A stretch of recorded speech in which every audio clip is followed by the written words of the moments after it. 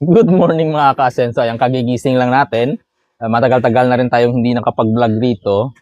Ito, maulan po ang panahon ngayon dito sa aming farm. Pasukin po natin yung ating munting piggery. Ngayon po may mga balibalita dito sa Panay.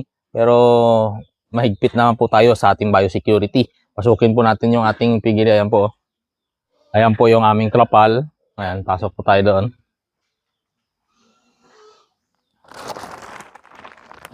Nagpapakain po talaga tayo. Ayan, pagpasok natin, palit tayo ng ating sinelas. Oh, medyo sira-sira na. Sarado natin.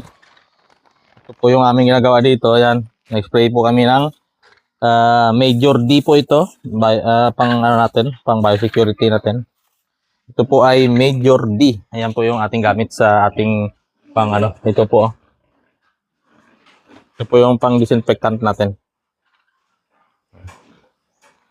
Yan po yung ating mga alaga. Umagang-maga pa po is nasa 6:10 ng umaga. Ayan, so hindi pa sila napapaliguan. Ayan, medyo marumi pa po sila. Pagpasensyahan nyo na. Pang-dispose na po talaga ito. Mga nasa target na sa 90 kilos to 100 kilos na rin po ang mga iba dito. Pero hindi po bababa sa 80 kilos. Ito po yung aming mga piglets. Ayan o. Ayan po, ang gaganda ng katawan. Ito po ay nasa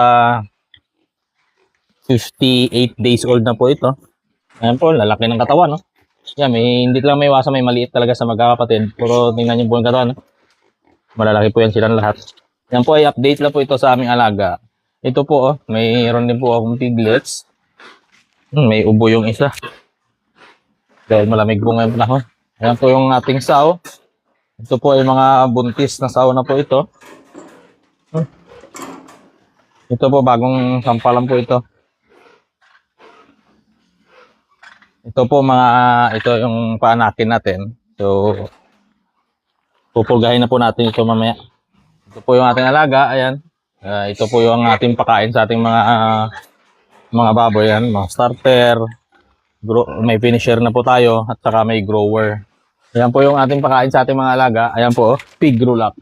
Ayan po ang feeds natin gamit dito sa ating farm. Makikita nyo naman yung mga sako namin.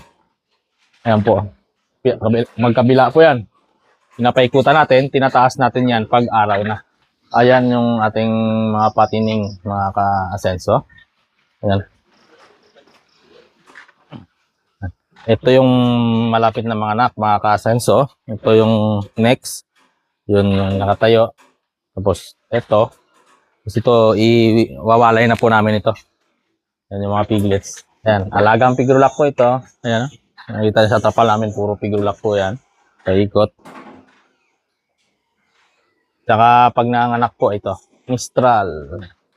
Ayan, hanggang dito na lang mga ka-Asenso.